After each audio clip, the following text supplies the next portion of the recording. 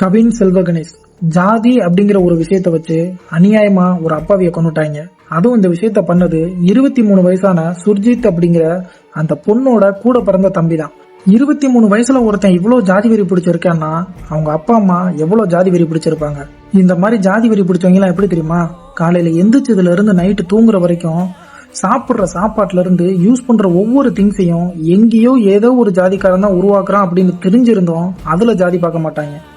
இந்த மாதிரி ஏதாச்சும் ஒரு உயிர் எடுக்கிறப்ப மட்டும்தான் ஜாதியை தூக்கிட்டு வந்துருவாங்க. இந்த மாதிரி வெறி பிடிச்ச ஆளுங்க கிட்ட எல்லாமே ஒண்ணு கேக்குறேன், ஏதாச்சும் ஒரு டைம்ல உயிருக்கு ஆபத்தான நிலைமையில நீங்க ஹாஸ்பிட்டல் அட்மிட் ஆகுறீங்கன்னா அங்க ஒர்க் பண்ற டாக்டர் வேற ஜாதியை சேர்ந்தவரா இருந்தா அந்த டைம்ல நான் என் ஜாதிக்காரன்ட்ட தான் ட்ரீட்மெண்ட் பார்ப்பேன் அப்படின்னு சொல்லுவீங்களா, இல்ல உயிரை காப்பாத்தினா போதும் அப்படின்னு சொல்லுவீங்களா? அப்ப எல்லாம் ஜாதி கண்ணுக்கு தெரியாதுல்ல.